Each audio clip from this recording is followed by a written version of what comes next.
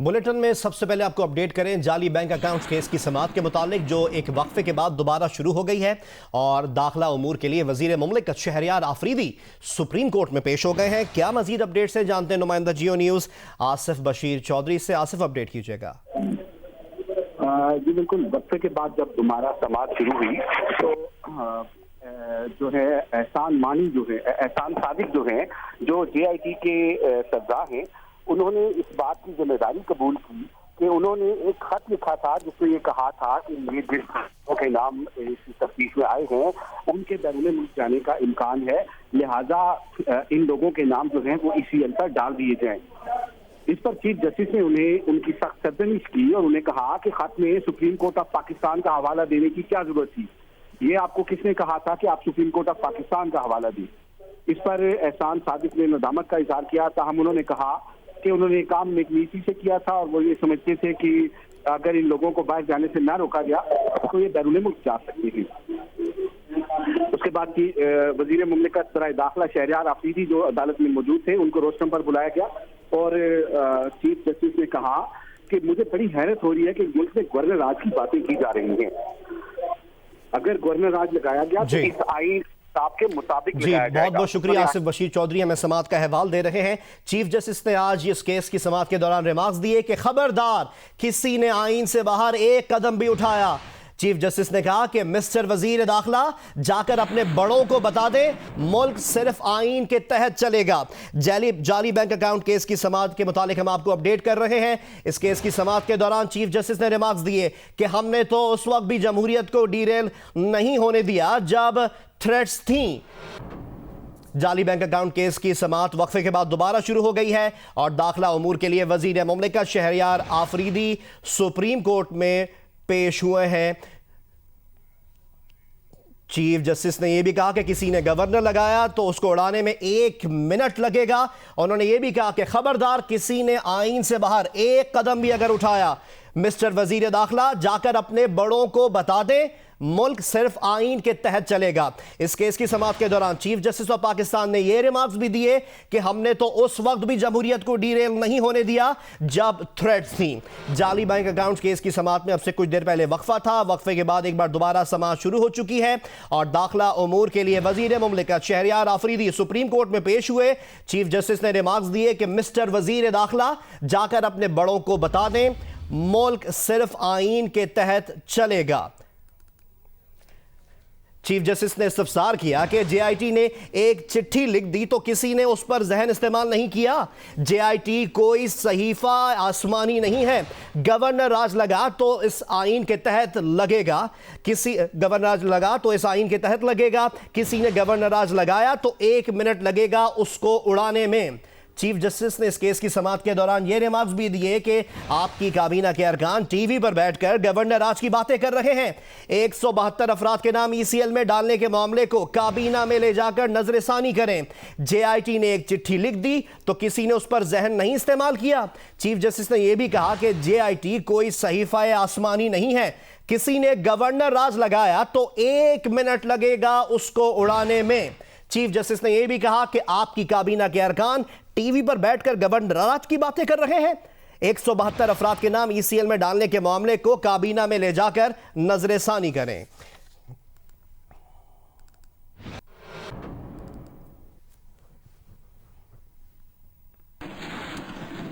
इस केस की समाअत जारी है। जैसे मजीद अपडेट्स हासिल होती हैं हम आपको अपडेट करेंगे कि कुछ दीगर खबरें शामिल करते हैं और आपको बताएं कि दाखिला उमूर के लिए सेनेट की कायमा कमेटी ने ECCL तरमीमी बिल 2018 मुत्तफ़िका तौर पर मंजूर कर लिया है। सेनेटर रहमान मलिक की ज़ेर सदारत कायमा कमेटी का इजलास हुआ। क्या मजीद अपडेट्स हैं, जानते हैं नुमाइंदा जियो न्यूज़ आज़म खान से। आज़म, अपडेट कीजिएगा। जी, सेनेटर रहमान मलिक की ज़ेर सदारत जो सेनेट की कायमा कमेटी है दाखिला की, उसका इजलास अभी जारी है। इसमें सबसे पहले सेनेटर रजा रब्बानी की तरफ से कुछ तरमीम थी ECL से मुताल्लिक जो कवानीन है, उनमें उन्होंने ये बताया है कि 24 घंटे के अंदर जो स्पेसिफिक ग्राउंड्स हैं वो मुतल्लिका अफराद को बताना ज़रूरी करार दिया जाए ताकि पता चले कि किसी का नाम ECL पे क्यों डाला गया। और उन्होंने ये भी बताया कि 15 दिन का वक्त होना चाहिए जिसमें अपील का हक दिया जाए और अगर कोई वजूहात नहीं बताई जाती तो फिर ऐसे हुक्म को वॉइड समझा जाए और उसको ख़त्म समझा जाए। और इस तरह उन्होंने ये तफसील के साथ बताया कि एक प्रैक्टिस बन गई है कि किसी का भी नाम और किसी की भी आज़ादी कर्टेल कर दी जाती है, उनका नाम ईसीएल पे डाल दिया जाता है। लिहाजा इस तरह की जो प्रैक्टिसेस हैं उसको डिस्करेज किया जाए और ड्यू जो प्रोसेस है, कानून है, उसकी अमलदारी हो। जब राय मांगी गई तो जो हुकूमती वजारतें थी, खासतौर पर वजारत दाखिला और वजारत कानून ने रज़ा रब्बानी की जो तरामीम थी उनकी मुखालफत कर दी, जबकि कमेटी ने यूनानिमसली इस बिल को पास किया और कहा कि यह तरामीम कर दी जाए। कमेटी ने यह सिफारिश कर दी है। इस वक्त सेनेटर रहमान मलिक इस कमेटी की सदारत कर रहे हैं और कमेटी के सामने कुछ एजेंडा में और भी जो अमूर हैं, उनमें से एक हवेलिया में 3 साल बच्ची का जो कत्ल था उसके हवाले से भी रिपोर्ट तलब की और यह बताया है कि अगर कातिल ना पकड़े गए तो कमेटी अपना आइंदा जो इजलास है वो हवेलिया के मकाम पे करेगी। जी बहुत बहुत शुक्रिया आजम, हम आपसे मजीद भी अपडेट्स हासिल करते रहेंगे। और अब आपको अपडेट करें, सुप्रीम कोर्ट में मेमो कमीशन केस की समाअत के मुतालिक चीफ जस्टिस मियां साकिब निसार ने दरियाफ्त किया कि हुसैन हक्कानी की वापसी से मुतालिक क्या पेशरफ्त हुई। अहमद बिलाल सूफी ने अदालत को बताया पेशरफ्त हुई है लेकिन मुल्की मफाद का मामला है, अदालत इजाज़त दे तो चैम्बर में मुत्तला कर सकते हैं। सुप्रीम कोर्ट ने चैम्बर में मामला सुनने की इजाज़त दे दी।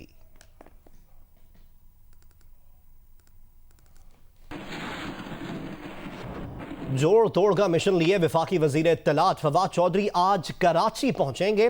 प्रोग्राम जिरगा में कहा कि ना गवर्नर राज होगा ना 18वीं तरमीम छेड़ी जाएगी। मैं आपसे ये कह रहा हूँ ये दोनों काम नहीं होंगे, ना ही सिंध में गवर्नर रूल लगेगा, ना ही 18वीं तरमीम जो है पीछे जाएगी। अब मैं आप दोनों से ये तवक्को करता हूँ कि आप जरदारी साहब के केस में फ्री एंड फेयर इन्वेस्टिगेशन की हमायत करेंगे। आप ये कहें बिल्कुल, हम तो चाहते हैं कि फ्री एंड फेयर इन्वेस्टिगेशन हो। नैब जो है वो आपके इस वक्त नैब आपके अंडर काम कर रहा है, आप उसके स्पोक्सपर्सन नैब के बने हुए हैं। देखिए आप पहले उनके बिहाफ पे अभी आपने एक स्टेटमेंट दी है। हाँ, मैंने कहा रेफरेंस फाइल नहीं है, नैब की बिहाफ पे नहीं। सेक्रेटरी इत्तलात पीपल्स पार्टी नफीसा शाह कहती हैं गीदड़ और गिद्ध सिंध पर कब्जा नहीं कर सकते। पीटीआई वाले विफाक और पंजाब हुकूमत की फिक्र करें। लगता है पीटीआई के कप्तान जल्द रन आउट होना चाहते हैं।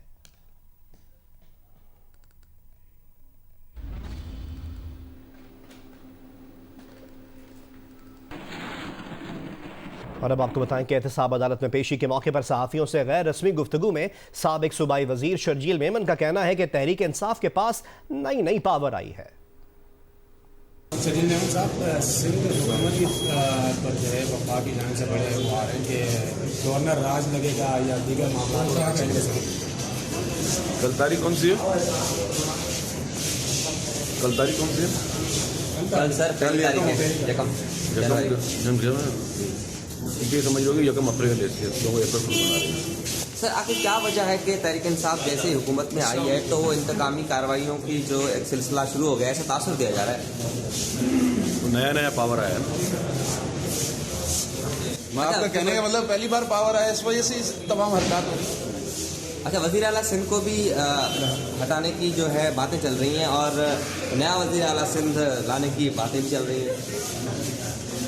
कोई किसी चीज़ को सीरियस ना लेनी चाहिए। अच्छा, जेआईटी में वज़ीर आला सिंध के हवाले से भी इतराज़ात आए हैं तो उन्होंने भी मनी लॉन्ड्रिंग में वो भी मुलविस पाए गए हैं, तो क्या कहें इसका?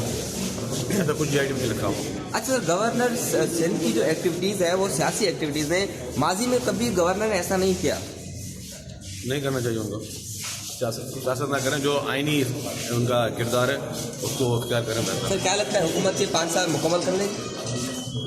अल्लाह करे सारी हुकूमत अपना टाइम पूरा करे। और अब जिक्र फ्लैगशिप रेफरेंस के फैसले का। नैब ने फ्लैगशिप रेफरेंस के तफसीली फैसले की मुसद्दिका नकल हासिल कर ली है। 69 सफ़हात पर मुश्तमिल तफसीली फैसले में कहा गया है कि नवाज शरीफ पर कंपनियों के असल मालिक होने का इल्ज़ाम को नज़रअंदाज नहीं किया जा सकता। दस्तयाब शवाहिद के मुताबिक अदालत नवाज शरीफ को शक का फ़ायदा देती है। हसन और हुसैन नवाज को इश्तिहारी करार देते हुए दायमी वारंट गिरफ्तारी जारी कर दिए गए। और अब आपको बताएं कि कराची ऑपरेशन के 5 साल के दौरान सिंध रेंजर्स ने 15,838 ऑपरेशन किए। इस दौरान 11,619 अफराद गिरफ्तार और 13,224 हथियार बरामद किए गए हैं। क्या मजीद अपडेट्स हैं, जानते हैं नुमाइंदा जियो न्यूज़ कमर अली से। कमर, अपडेट कीजिएगा। जी बिल्कुल, सिंध रेंजर्स ने अपनी 5 साल कारकर्दगी के हवाले से प्रेस रिलीज जारी कर दी है। तर्जुमान रेंजर्स ने जो प्रेस रिलीज जारी की है उसके मुताबिक 5 सालों में 5,838 ऑपरेशन किए गए, जबकि 11,619 गिरफ्तारियां की गई, जबकि जो मुख्तलिफ इकसाम का असला है उसकी तादाद 13,224 है। 8,76,083 मुख्तलिफ हथियारों के कारतूस भी बरामद किए गए हैं, जबकि सिंध रेंजर्स ने इस 5 साल ऑपरेशन के दौरान 2210 दहशतगर्द गिरफ्तार किए, 1881 टारगेट के लिए गिरफ्तार किए, जबकि भत्ताखोरों की तादाद 852 है जो कि इन 5 सालों में गिरफ्तार जिन्हें किया गया। अगवा बराए तावान के 227 मुलजिमान को गिरफ्तार किया, जबकि 169 मगनियों को बाजियाब कराया गया। रिपोर्ट के मुताबिक ऑपरेशन के दौरान 5 सालों में 2107 दस्ती बम और 28 IEDs बरामद की गई, 918 किलोग्राम धमाका खेज मवाद, जबकि 16 खुदकुश जैकेट्स और 116 अवान बम बरामद किए गए। रेंजर्स की जानिब से जारी रिपोर्ट के मुताबिक ऑपरेशन के दौरान जो है 46 RPG रॉकेट भी बरामद किए गए। ये 5 साल कारकर्दगी है जिसके जो कि रेंजर्स ने जारी की है। इस कारकर्दगी में जो 2018 का रेशो है उसमें दहशतगर्दी के वाक़यात की तादाद इंतहाई कम है और जो बरामदगी है वो भी इंतहाई कम है, क्योंकि जिस तरह दहशतगर्दी के वाक़यात में कमी आई है उसी तरह जो है वो टारगेट किलर्स जो कि काफी हद तक गिरफ्तार हो चुके हैं, तो 2018 में उनकी तादाद गुज़िश्ता सालों के निचोड़ में कम है। जी बहुत बहुत शुक्रिया कमर, हमें तफसीलात फराहम करने के लिए। DIG ऑपरेशंस लाहौर का कहना है कि लाहौर में न्यू ईयर नाइट पर कानून की खिलाफ वर्जी करने वालों के खिलाफ सख्त कार्रवाई होगी। DIG ऑपरेशंस का यह भी कहना है कि लाहौर पुलिस के 10,000 एहलकार ड्यूटी देंगे। साबिक रिकॉर्ड याफ्ता वन व्हीलर से जमानती मचल के लिए जा रहे हैं। शहरी आतिशबाजी, वन व्हीलिंग और हवाई फायरिंग से गुरेज करें। और DIG ऑपरेशंस मोहम्मद वकास नज़ीर ने यह भी कहा कि न्यू ईयर नाइट पर पुलिस अफसरान सिक्योरिटी प्लान पर अमल दरामद यकीनी बनाएं। लाहौर के बाद कराची की बात करते हैं। कराची के शहरी साल नौ का जश्न अब साहिल समंदर पर मना सकेंगे। वज़ीर आला सिंध मुराद अली शाह ने पुलिस को CVU की तरफ जाने वाले रास्तों को बंद करने से रोक दिया है। इस बारे में क्या तफसीलात हैं बताएंगे जियो न्यूज़ के नुमाइंदे कमर अली। जी, कराची में न्यू ईयर नाइट के मौके पर साहिल समंदर की तरफ आने वाले रास्तों को बंद करने के लिए सड़क किनारे रखे गए कंटेनर सड़क किनारे ही रहेंगे, क्योंकि CM सिंध मुराद अली शाह ने पुलिस को हिदायत की है कि नए साल की आमद के मौके पर साहिल समंदर की तरफ आने वाले रास्तों को बंद ना किया जाए। CM सिंध का ये कहना है कि लोगों को जो है न्यू ईयर नाइट के मौके पर CVU की तरफ आने की इजाज़त दी जाए ताकि नए साल की आमद को लोग जो है वो भरपूर तरीके से एंजॉय कर सके। साथ साथ उनका ये भी कहना है कि जो शख्स इस मौके पर जो है नशे का इस्तेमाल करे उसके खिलाफ सख्त कार्रवाई की जाए। जो हवाई फायरिंग करने वाले अफराद को गिरफ्तार किया जाए। ऐसे अफराद जो कि मोटरसाइकिलों पर वन व्हीलिंग करें, यहाँ पर बगैर साइलेंसर वाली गाड़ियाँ मोटरसाइकिल इस्तेमाल करें, उनके खिलाफ सख्त कार्रवाई की जाए। बहुत बहुत शुक्रिया कमर, हमें अपडेट कर रहे थे। सूबे पंजाब से मुतालिक एक अपडेट आपसे शेयर करें। पंजाब फूड अथॉरिटी ने खुले मसालों की फरोख्त पर पाबंदी लगा दी है। DG फूड अथॉरिटी ने बताया कि पाबंदी का कानून जून 2017 में लाया गया। बिजनेस एडजस्टमेंट के लिए टाइम दिया गया था। नए कानून के नफाज से पहले ताजरों को तरबियत भी दी गई। पैकिंग पर अज्जा, वजन, तारीख और इजरा और मुद्दत इस्तेमाल दर्ज करना लाजिम होगा। Army chief general Qamar Javed Bajwa से सऊदी नायब वजीर दिफा की मुलाकात हुई है और ISPR के मुताबिक इस मुलाकात में खित्ते की सिक्योरिटी सूरत हाल, बाहमी दिलचस्पी और आलमी उमूर पर तबादला ख्याल किया गया। Army chief general Qamar Javed Bajwa से सऊदी नायब वजीर दिफा की मुलाकात हुई है। मजीद जो तफसीलात सामने आई हैं उसके मुताबिक ISPR के मुताबिक मुलाकात में खित्ते की सिक्योरिटी पर तबादला ख्याल किया गया। इसके अलावा बाहमी दिलचस्पी और आलमी उमूर पर भी इस मुलाकात में तबादला ख्याल किया गया। और अब कुछ वेदर अपडेट्स के मुल्क के बालाई इलाकों में खून जमा देने वाली सर्दी बरकरार है। स्कर्दू के बालाई मकामात पर बर्फबारी से सर्दी की शिद्दत में इजाफा हो गया है। पंजाब के मुख्तलिफ शहरों में धुंध की वजह से ट्रैफिक की रवानी मुतासर हुई है। पहाड़ी इलाकों में सर्दी का राज है। गिलगित बल्दिस्तान के जिला स्कर्दू में सतपारा, शिगरथंग, करबीदास और शीला में बर्फबारी से दर्जे हरारत नुक्ते इंजमात से भी नीचे आ गया है। आज़ाद कश्मीर, खैबर पख्तूनख्वा और बलूचिस्तान के बालाई इलाकों को भी सर्द हवाओं ने अपनी लपेट में ले रखा है। सिंध के मुख्तलिफ शहरों में मौसम सर्द और खुश्क है। महकमे मौसमियात के मुताबिक आइंदा 24 घंटों के दौरान पंजाब के मैदानी इलाकों, बालाई सिंध और पेशावर डिवीजन में सुबह और रात के औकात में बाज़ मकामात पर धुंध का सिलसिला जारी रहेगा। धुंध की सूरत हाल के मुतालिक आपको मजीद अपडेट करें। पंजाब के शहरों लोधरा, बहावलपुर, साहिवाल, चीचावतनी और मियां चन्नू में आज भी धुंध के डेरे रहे। खानेवाल मुल्तान मोटरवे शदीद धुंध की वजह से बंद कर दी गई। लाहौर से फैसलाबाद और गोजरा सेक्शंस भी शदीद धुंध के बायस बंद किए गए। धुंध में कमी के बाद शेखपुरा से कोट मोमिन तक मोटरवे खोल दी गई। शेखपुरा से लाहौर तक ट्रैफिक काफिलों की सूरत में चलाई जा रही है। महकमा मौसमियात ने कल से इस्लामाबाद, रावलपिंडी, लाहौर, सरगोधा, गुजरावाला, इसके अलावा कोयटा, योब, खैबर पख्तूनख्वा, गिलगित बल्तिस्तान और कश्मीर में कहीं कहीं बारिश और पहाड़ों पर बर्फबारी की पेशगोई की है। खबरों के हवाले से रुख करते हैं जहानिया का, जहां धुंध की वजह से वैन और ट्रक में टक्कर से 2 अफराद जाँ बहक और 7 अफराद जख्मी हो गए। नवाही गांव के करीब वैन और ट्रक में टक्कर से 2 अफराद जाँ बहक और 7 तालिबे इल्म शदीद जख्मी हुए।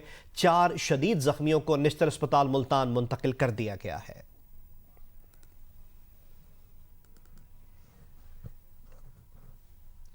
सर्दी की शिद्दत में इजाफे के साथ ही गर्म कपड़ों की मांग बढ़ी तो फैसलाबाद में गर्म कपड़ों की शोल्डर शॉप्स का कारोबार भी चमक उठा।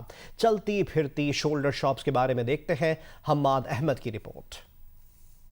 सर्द मौसम में गर्म कपड़ों की चलती फिरती दुकानें। जी जनाब, गर्म कोट, स्वेटर, जर्सियां हों या फिर खरीदनी हो टोपी या मफलर, तो चले आए चौक घंटाघर, जहां भरपूर वैरायटी और मुनासिब कीमत के मलबूसात से सजी ये दुकानें खुद चलकर आपके पास आएंगी। बस पसंद करें और खरीद लें। बाकी दुकानों से यहाँ से ना जो चीजें मिलती हैं ना वो सस्ती दस्तयाब होती हैं। जैसा कि सर्दियों का सीजन है ना, पीक पे है, तो खरीदारी के लिए इधर आए हुए हैं। अपने कंधों पर गर्म कपड़े उठाए ये मेहनतकश किराया और बिल वगैरह देने समेत कई तरह की फिक्रों से आजाद और सर्दी के सीजन में आर्जी कारोबार चमकने से काफी खुश हैं। इस तरह हम बेचते हैं, इसी तरह मजबूरी क्या करें, दुकान हम किराया नहीं दे सकते हैं, 2 लाख 1 लाख रुपए किराया नहीं दे सकते हैं। चलती फिरती दुकानों से मुनासिब कीमत पर गर्म कपड़े तो मिल जाते हैं, लेकिन ये ट्रैफिक की रवानी भी मुतासिर करती हैं। हम्माद अहमद, जियो न्यूज़, फैसलाबाद।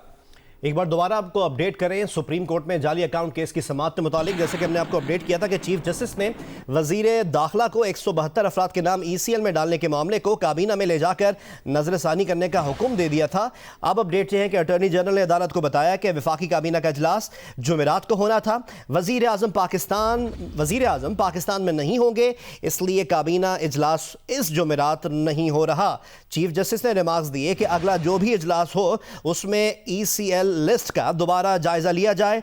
अगर वजीर आला सिंध ने भी वजीर आजम के साथ जाना हो तो क्या सिर्फ उनका नाम निकालेंगे? JIT को यह बात समझ नहीं आई। हुकूमत के सरबराह को ECL पर डालने की बात कर दी। सरबराह JIT ने अदालत को बताया कि हमने किसी का स्टेटस देखकर नहीं, तफ्तीश में किरदार देखकर ECL में नाम डालने की सिफारिश की। चीफ जस्टिस ने रिमार्क्स दिए, क्या स्टेटस मुताल्लिक का नहीं है, मेरा नाम भी ECL में डाल दो।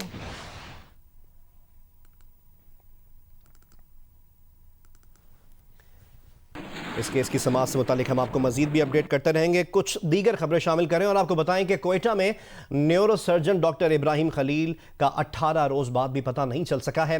अहले खाना में तशवीश पाई जाती है। दूसरी जानिब मुग़वी डॉक्टर की अदम बाज़ियाबी के खिलाफ कोयटा के सरकारी हॉस्पिटल्स में OPDs के बॉयकॉट का सिलसिला जारी है। न्यूरोसर्जन डॉक्टर इब्राहिम खलील को 18 रोज़ बाद भी बाज़ियाब ना कराया जा सका। मुग़वी डॉक्टर की अदम बाज़ियाबी पर अहले खाना और साथ ही डॉक्टर्स में सख्त तशवीश पाई जाती है। खुरम शेर जमान इस वक्त कराची में मीडिया से गुफ्तगू कर रहे हैं। सईद आफरीदी, राबिस्तान, डॉक्टर इमरान, शाहनवाज हैं, रियाज हैं, हमारे सेक्रेटरी इंफॉर्मेशन आदिल अंसारी हैं और हमारे MP डॉक्टर इमरान मेरे साथ मौजूद हैं। मामलात आप सबके सामने हैं, सूबे के अंदर क्या मामला चल रहे हैं और जिस तरीके से वक्त गुजरता जा रहा है, दिन ब दिन जो बातें पाकिस्तान तहरीक इंसाफ पिछले 5 साल इस सिंध असम्बली के अंदर करती रही, जिस तरीके से वो करप्शन की किताबें दिखाती रही, जो सर्टिफिकेट्स इनको मिले हुए हैं ऑडिटर जनरल ऑफ पाकिस्तान की तरफ से, जो जो चीज़ें हम हाईलाइट करते रहे, जो इंसाफ हम मांगते रहे पाकिस्तान पीपल्स पार्टी से सूबे सिंध के लिए, जो हिसाब हम इनसे मांगते रहे पिछले 10 साल तक, आज वो चीज़ें साबित हो गई हैं कि जो कुछ हमने कहा वो सच था। चाहे इनकी करप्शन के बारे में हो या इनकी परफॉर्मेंस के बारे में हो, तो ये चीज़ें ऐसी नहीं हैं कि कोई नहीं है। लेकिन आज हमें खुशी इस बात की है कि सूबे सिंध के अंदर जिस तरीके से लूट मार चलती रही, सूबे सिंध के अंदर जिस तरीके से एक तबाही का सिलसिला एक सियासी जमात के साथ चलता रहा, जो कि 1970 से अंदाज़न कोई 5 दफ़ा हुकूमत में आ चुके हैं, और ये पाकिस्तान पीपल्स पार्टी का 11वां साल जो है सूबे सिंध के अंदर चल रहा है। और अफसोस तो यह है कि आज भी जो करप्शन की बातें इनके ऊपर शुरू होती हैं तो वो ख़त्म ही नहीं होके देती हैं। कुछ अरसे पहले कुछ और भी JITs आई थी जिनके बारे में हम बार बार डिमांड करते रहे हैं कि उनको मंजर आम पे लेकर आया जाए, जैसे कि उज़ैर बलोच की JIT थी, जैसे कि निसार मुराई वाली एक JIT थी, उसका भी हमें इंतज़ार है कि वो भी जल्द से जल्द मंजर आम के ऊपर आए। आज सिंध असम्बली के अंदर पाकिस्तान तहरीक इंसाफ ने एक तहरीक अल्तवा जमा कराई है, एडजॉर्नमेंट मोशन, और इस तहरीक अल्तवा के अंदर हम डिमांड कर रहे हैं, इस तहरीक अल्तवा में हम डिमांड कर रहे हैं सिंध हुकूमत से कि जो आने वाला असम्बली का इजलास है, उस इजलास के अंदर जो सबसे अहम मामला है इस वक्त JIT का, जो JIT की फ़ाइंडिंग्स हैं, जो सुप्रीम कोर्ट के अंदर जमा हुई है JIT की फ़ाइंडिंग्स, उसको ज़ेर बहस लेकर आया जाए। ये मैं समझता हूँ कि सिर्फ सूबे सिंध का नहीं, इस वक्त पूरे पाकिस्तान का सबसे अहम मामला है। जिस तरीके से फ़ेक अकाउंट्स के बारे में बात की गई है, जैसे कि बताया गया है कि किस तरीके से जाली अकाउंट्स बनाए गए और किस तरीके से उनको अपने ज़ाती खर्चे अखराज के ऊपर इस्तेमाल किया गया, जिस तरीके से फाइंडिंग्स में बताया गया है कि कैसे सहूलत कार बने, JIT में बताया गया है चीफ़ मिनिस्टर साहब, जिनको ज़िम्मेदारी ये दी गई थी कि ये अमानत है, ये सूबा सिंध अमानत के तौर पे दिया गया CM सिंध को कि ख़यानत ना करें, और हालात ये हैं कि वही सहूलत कार निकले अकॉर्डिंग टू JIT। जिस तरीके से JIT के अंदर बताया गया कि ओमनी ग्रुप के लिए किस तरीके से सहूलत कार बने, जिस तरीके से बताया गया कि समिट बैंक के लिए इन्होंने अपना क्या किरदार अदा करा, और उसके साथ साथ सबसे बड़ी बात कि मजहबी ज़मीनें भी नहीं छोड़ी गई। मंदिर की ज़मीन को जो है, जो एम्यूनिटी प्लॉट था, वो भी जो है अपने प्यारों को दे दिया गया। जिम्नेजियम की ज़मीन है उसको भी दे दी गई। तो चाइना कटिंग की बातें तो बड़ी ज़माने से हो रही थी, अब पता चला कि चाइना कटिंग जो है वो मेरे अपने हलके के अंदर क्लिफ्टन के अंदर भी हो रही थी, जो JIT के अंदर बताया गया। लिहाजा पाकिस्तान तहरीक इंसाफ ये समझती है कि इस वक्त अगर सूबे सिंध का सबसे अहम मामला है वो इस वक्त फाइंडिंग्स ऑफ JIT है जो कि सुप्रीम कोर्ट में जमा हुई है।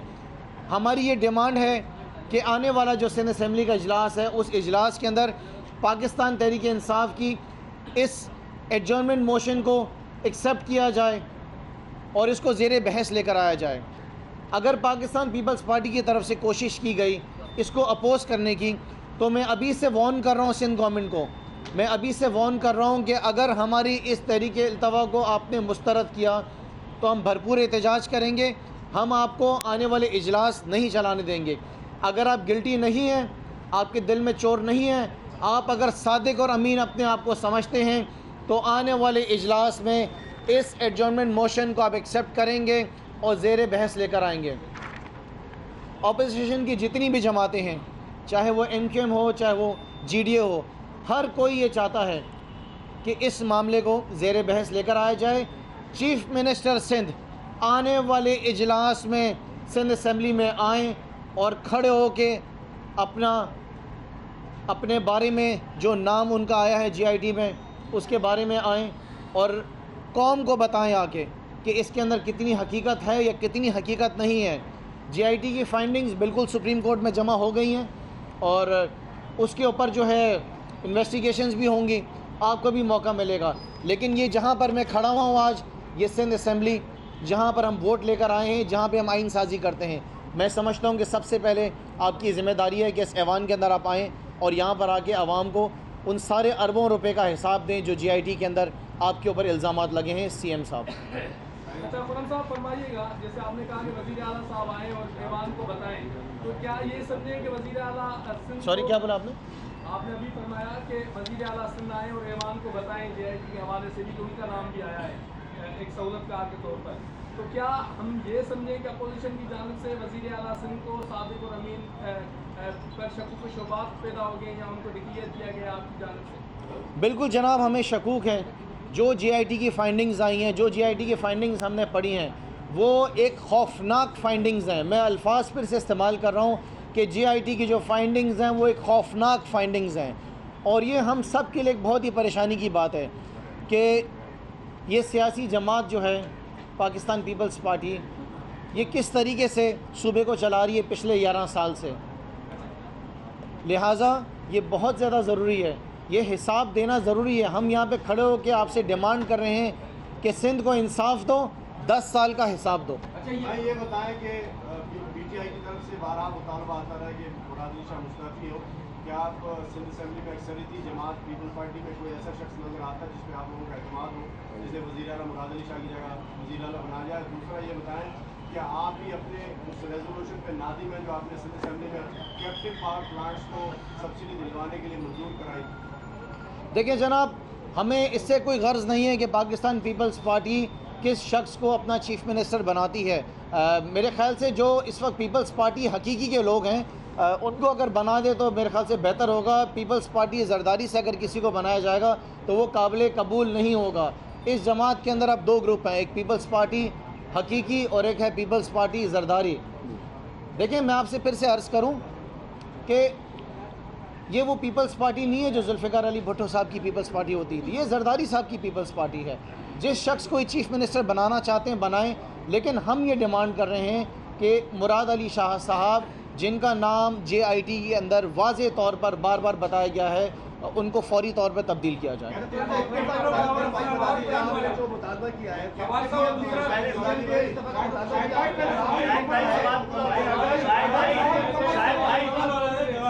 आपने किया है तो इस्तीफा देने का, लेकिन आप बता दें कि क्या आप जो है ऐवान के अंदर तब्दीली चाहते हैं, पाकिस्तान में पीएस पार्टी किसी और बंदे को लाना चाहते हैं, या आपने कहा था तहरीक इंसाफ अपनी हुकूमत बनाई, तो क्या पीएस पार्टी के कुछ लोगों को आपने तोड़ा है? कुछ इसके बारे में बताइए। देखिए, हमारी सबसे बड़ी जो डिमांड है, डिमांड नंबर 1, सबसे पहली हमारी डिमांड है कि चीफ मिनिस्टर मुराद अली शाह साहब को फौरी तौर पर पाकिस्तान पीपल्स पार्टी तब्दील करे।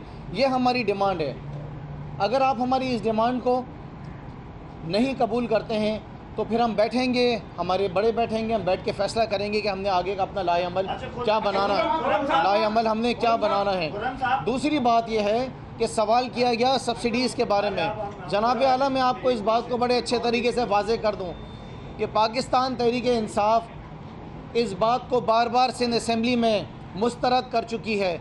जो एक करारदाद के बारे में भी आपने बात करी, उसके बारे में भी मैं आपको वाज़े तौर पर क्लियर कर दूं कि हम कोई ओमनी ग्रुप के सहूलतकार नहीं हैं। ओमनी ग्रुप के सहूलतकार वो हैं जिनके ऊपर JITs बनी हैं, और जब ये बिल पेश हुआ था तो उस बिल को पाकिस्तान तहरीक इंसाफ ने बाकी सारी सियासी जमातों समेत मुस्तरद किया था, और ये भी कहा था, ये बात भी कही थी कि जो करारदाद जमा हुई थी उस करारदाद का मकसद ये नहीं था कि ओमनी ग्रुप को जो है को फ़ायदा पहुंचाया जाए। उस करारदाद को उसके अगले दिन ही मैंने खुद मुस्तरद किया था। ज़राए के मुताबिक वज़ीर आज़म इमरान खान से वज़ीर इत्तलात फवाद चौधरी की मुलाकात हुई है। ज़राए बताते हैं कि वज़ीर आज़म इमरान खान से वज़ीर इत्तलात फवाद चौधरी की मुलाकात हुई है, और इस मुलाकात में कराची की जो सूरत हाल है उस पर मुशावरत की गई है। वज़ीर आज़म ने फवाद चौधरी को कराची के बारे में खुसूसी हिदायत दी हैं। वज़ीर आज़म इमरान खान से वज़ीर इत्तलात फवाद चौधरी की मुलाकात के मुतालिक हम आपको अपडेट कर रहे हैं। ज़राए बताते हैं कि वज़ीर आज़म ने फवाद चौधरी को इस मुलाकात में कराची के बारे में कुछ खुसूसी हिदायत दी हैं। ज़राए के मुताबिक वज़ीर इत्तलात फवाद चौधरी आज कराची भी आएंगे। इससे पहले अपडेट ये आ रही है कि वज़ीर आज़म ने फवाद चौधरी को कराची के बारे में खुसूसी हिदायत दी हैं। Hi, I'm Wajid Sani. Thanks for watching Geo News. For more videos and updates, don't forget to click the subscribe button. Keep watching Geo News.